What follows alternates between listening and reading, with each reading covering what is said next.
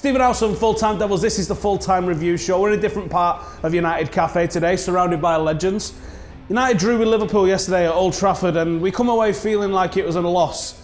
And I'm seeing a lot of opposition fans online saying that Manchester United in this winning run went from 6th to 6th, and we did, technically. But what we did do is we cut down the lead of those above us. And if you look at when we drew with Everton,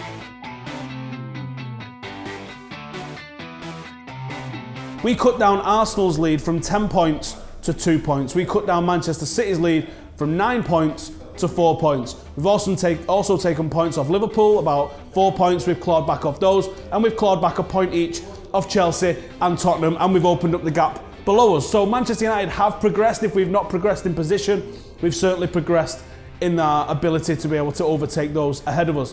With the games that are coming up, we've definitely got the opportunity to start leapfrogging some of these teams. That wasn't possible at the start of December. Mid-January, that's looking on the cards. Jurgen Klopp came out after the match yesterday and criticised Manchester United for the long balls, which I think is quite laughable, actually, because it seemed like Liverpool from the off was playing long balls into the channels for Origi, proper Wimbledon style. And then I've seen a lot of Liverpool fans trying to give United fans stick online because we played Wimbledon style. But we didn't actually play like that until late in the second half when we was looking for and actually got the equaliser using those sort of tactics. Now Sky have reported some sort of stat that supposedly United had 99 long balls. Well, that's just not the case. If you use the Stat Zone app, that'll tell you exactly how many long balls Manchester United attempted. We attempted 68. Liverpool actually attempted 62. When you look at how many passes that was in comparison to how many passes we played overall, United played just under 500, Liverpool just over 400. It actually works out that Liverpool paid 15% long balls to Manchester United's 13%. So Jurgen Klopp, you're the long ball merchant. The only other thing that I've got to say on the Liverpool game is that Paul Pogba, that was a poor performance from Paul Pogba, and not just giving away the handball. He went missing at times, his decision making wasn't great, and he didn't really manage to stamp his authority on the game.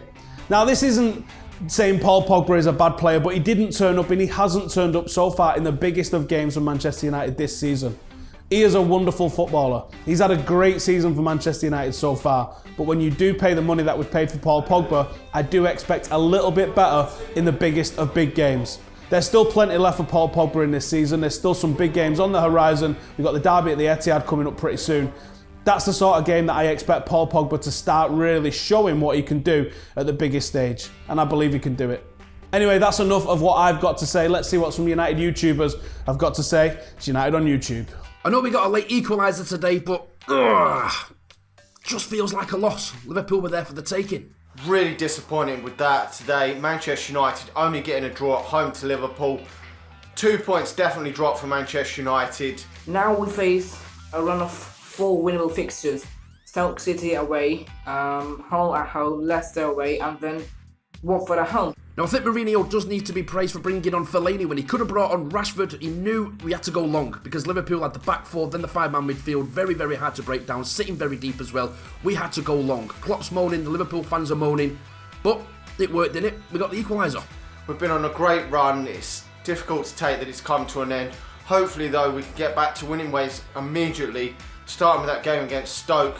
By the time we play Manchester City on the 26th of February at the Etihad, I think we will be in the top 4 because, as I said, the teams in the top 6 will be taking points off each other, and we face 4 really winnable fixtures. So I think we will be in the top 4 by the time we take on Manchester City at the Etihad. Now obviously it does hurt not being able to beat the Scousers at Old Trafford, but if you look at it logically, if someone would have said to you 10 games ago, you're going to win the next 9 games, then you're going to play Liverpool, it's going to be 1-0 to Liverpool, then you're going to get a late equaliser, you would have took that. 9 wins and a draw, I'd have took that. The title is probably gone, but we can still have a good season, get in that top 4 and hopefully win a trophy or 2.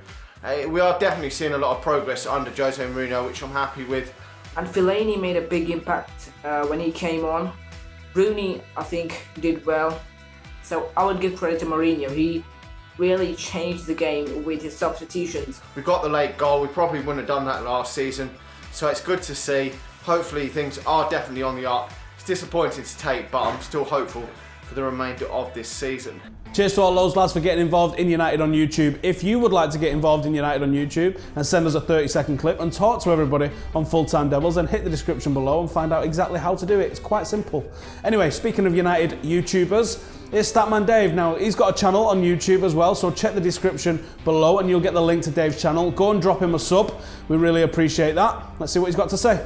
Well, it must be time again for the 3-point review, so let's go. First off, I think we've got to start with Paul Pogba. A very frustrating display from the French international.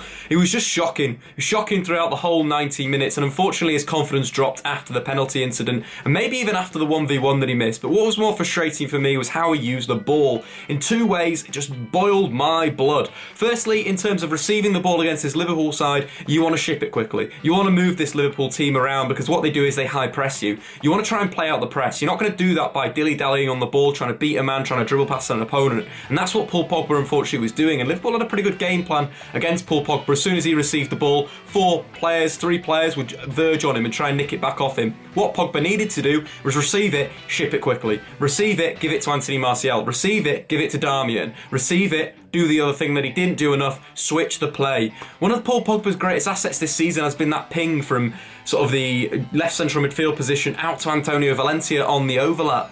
And that's what you want to do against a diamond. You want to use your fullbacks to create overlaps and overloads. And, you know, that's how Liverpool were struggling against United, was when Antonio Valencia was getting forward and whipping balls into the box. And unfortunately, Pogba just didn't do that enough. And it was a goddamn frustrating performance. But we've got to remember, Paul Pogba's been fantastic this season. This is a little blip. This is just a tiny little blip in the great career of Paul Pogba. The encouraging things is he got forward, you know, that chance.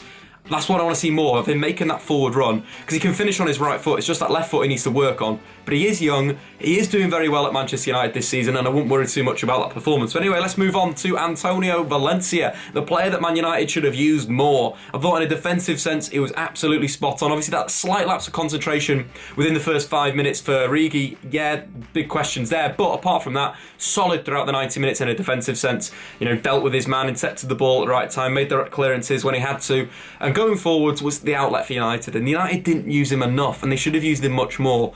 Go back to the goal, he creates the goal himself. He's the guy that's driving down the touchline, wins the throw, crosses the ball. Rooney, Fellaini, back to Valencia, great composure, Zlatan, goal time. And it was just something United didn't do, was use Antonio Valencia enough, and it was so frustrating because he had so much space.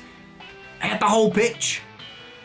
It's crazy. Anyway, let's move on to the impact of the substitutes. Obviously, Wayne Rooney coming on at half-time, I thought he had a pretty decent impact. I think the thing that I liked about Rooney was his intensity and that tackle.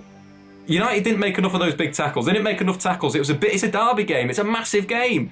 I quite liked it. You know, it was a pretty naughty tackle on James Milner, but it was intense. It was what United needed to do. And Herrera, of course, is always intense. But the rest of the lads, they weren't being intense enough. And that's what really brought on straight away, was that sort of passion and that impact, bang, straight in your face. And then the other man as well, Marouane Fellaini, saving the day for Manchester United. Marouane Fellaini's a player, if you give him a simple role to do, he can do it. You play him at defensive midfield, you tell him to hold his position, bang, he's fine. You think of the earlier games this season where he was fantastic with Paul Pogba.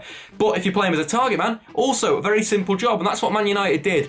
The impact of him coming onto the pitch was absolutely huge, because the ball wasn't sticking with Zlatan. Zlatan had a poor game apart from his goal, and the ball was just coming back. I think he only won 33% of his aerial duels. Marouane Fellaini comes on, wins 80% of his, the ball starts sticking. The movement for the goal, you know, the little bit before the goal was brilliant. Brilliant centre-forward play from Marouane Fellaini.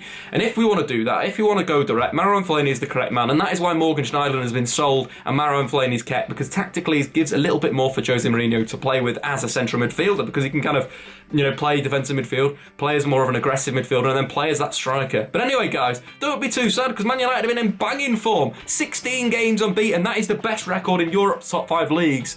We may not have beaten Liverpool, we deserved to beat Liverpool, but we didn't. So, let's move on to Stoke. Let's beat those lads.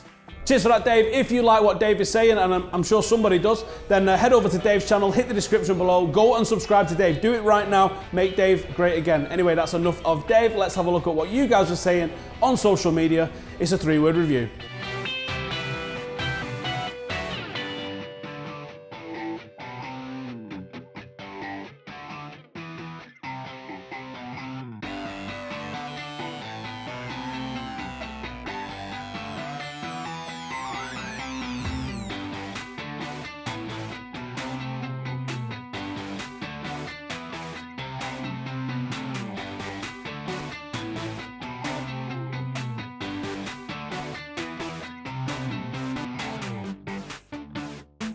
Thank you to everybody who sent us one of those 3-word views, some crackers in there as usual. Now, thank you for joining us, thank you for watching, thank you for all the likes that you're about to smash, thank you for subscribing, and join us again as we look ahead to Stoke. We've got loads of content coming out this week from the preview and all sorts of stuff. You know how we do on Full Time Devils, so make sure to join us every single day. We've got transfer dailies in the morning and everything else coming around that Stoke game. It's a big one. See you in a bit.